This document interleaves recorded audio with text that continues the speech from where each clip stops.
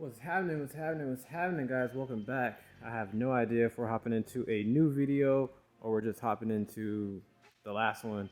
Everything has been all over, but hope you guys are all doing well. Welcome back, man. We're coming at you live from the Shoe Palace, of course.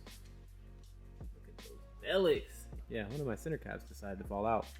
I don't know, that's how I feel when I have these gloves on. It was crazy, bro. I walked into the warehouse and I totally forgot that I wrapped the S15 red.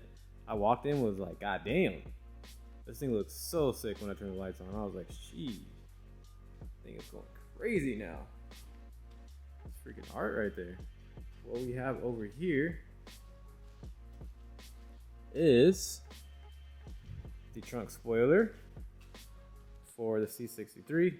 This is the OEM one, so this is OEM, genuine OEM. You see that right there. The only thing that was wrong with this, it had this little crack, as you can see right there. It was a lot worse than this, but I had my boy do what he could with it and just re-cleared it. And I was like, honestly, bro, it's cool. It's fine. It's acceptable. I know a lot of people like those big duckbill ones, but I'm really just not a fan, man. I'm really simple, guys. Sometimes I just like OEM shit. Yeah, I have a lot of 3M that I need to try to get off of this thing. So I'm gonna get to it. And right now, currently, my guy is outside working on the dent that was in the trunk. Let me see if I can show you real quick. There it is. As you guys can see, here is this nasty dent that we got.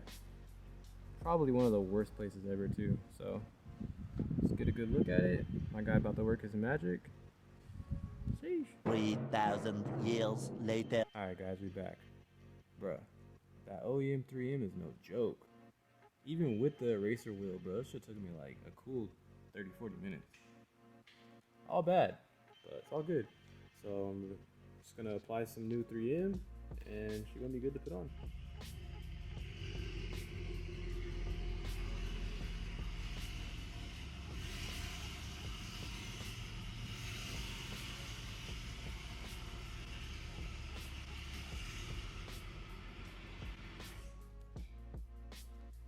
My guy worked his magic again. So he said he could have made it look a little bit better, but since I was putting the trunk spoiler on, he said he didn't want to go any further because it might start cracking the paint more and it might end up like fooped over here. So he said he was just more going to focus on this area right here. And yeah, man, it looks a lot better. So I'm going to finish the 3M on the trunk spoiler and we're going to put that thing back on. But the bad news is this thing is staying here. I cannot drive it how it's currently sitting. So even though we rolled the fenders, it's just not having it, especially this side. Like, dude, look at the tire. Shit's done. Donezo. Like, it's literally digging. Alright, guys, there it is. OEM on that joint.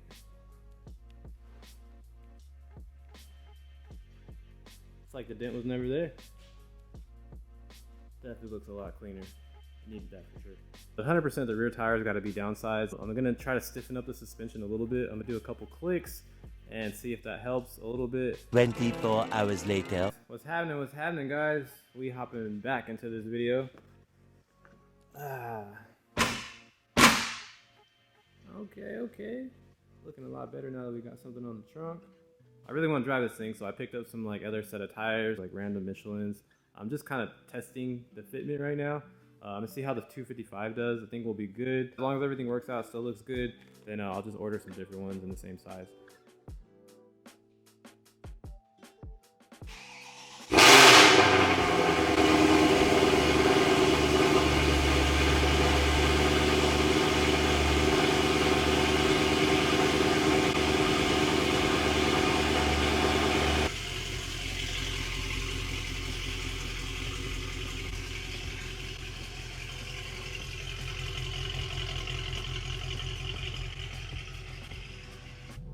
That startup is playing no games. So as you know, the C63 is rubbing like a mother sucker. Like I mentioned, I was just test fitting and kind of experimenting with the tire sizes. So we could make these work, but only if the car was raised a little bit higher, or if I just went with like an extreme amount of camber, which is kind of stupid. Yeah, because that is, oof. That's not it, bro. That shit is not it. Like, if I keep driving like this, it's definitely gonna ruin the fender. And not only the fender is gonna ruin the tire too. I just hate hearing the noise, bro. Alright guys, so I think the front kind of settled a little bit more. So you see right here, that little, I don't think you can see right there on the corner. That's what the front's rubbing on, both sides. So it's like, not too much I could do about that. And the rear, it's like the same thing. The fender clears, rubbing right there on the corner.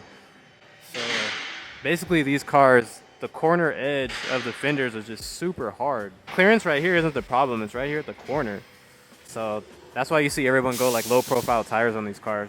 We're just gonna downsize it and then let's stiffen the suspension up a little bit. It seems really, really soft. I think I might raise the front just a little bit because I already know that once I put this other tire on the back, it's gonna have gap. So I don't want it to look like a stink bug. So I'm just gonna raise it up a little bit in the front and then we'll go from there. So these should fit a little bit better. They're definitely not as meaty and we're down one size. Gotta keep in mind I had Cup 2s, so they're pretty meaty. It kind of fits more like a 275, so if it was a regular 265, it might have worked. So we're just gonna experiment with tires and just try to get the best fitment as possible and just go from there. But this should look a lot more even to the front. This will definitely work, but I feel like the gap is gonna be ugly, so it's like no winning, bro. I just have to get different coils. I know they have the adjustable arms and like the bushing or whatever, but I'm just like, that's more to fix your camber, not really add it. So these Mercedes are kind of difficult.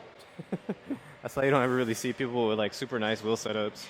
It's just a pain in the ass. 5 minutes later. Alright guys, so yeah, as I assume, the fitment is ass. It's not on the ground right now, but yeah, rear fitment is butt cheeks. Like that tire made such a big difference, it's crazy. Like it almost has this much gap when it's up. But the rear's maxed out and we even took one of the collars out, so it just absolutely will not go any lower.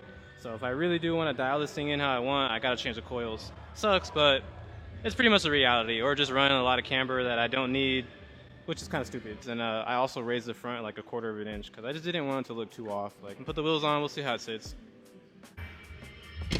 All right, guys, here it is. So raised the front about 1/4 of an inch. I mean, it's cool, it looks clean, it's functional, but it's definitely not where I want it to be. So we'll have to figure it out later. I definitely want to go lower 100%, but the rear is literally maxed out. So this is all I'm getting in the rear. So since this Michelin is not a 4S, if I run a 4S and a 255, I'm pretty sure that will clear as well.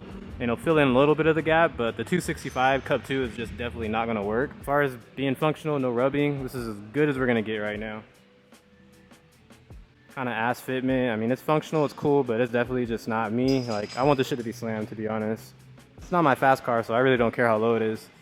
But I mean, at least it should clear right now. So I'll test out the dampening, see how it feels, and then we're just gonna have to go from there. I mean, it still looks clean, don't get me wrong. It's functional. So I guess let's just see how it drives now. This is like the worst fitment Kicks has ever had. I'm disappointed, man. I want this shit to be fitted. It's just that little edge. Like, we had a ton of clearance right here, bro, but it's just this damn edge. If I do go lower, we might be able to make everything clear. With some natural camber, I'm pretty sure everything will work out. And the front, I got like a little bit I could play with. I don't know. I mean, we could still downsize in the front and definitely like slam it, but I don't know, bro. I don't know what I want to do. I'm over it. Who wants to buy it?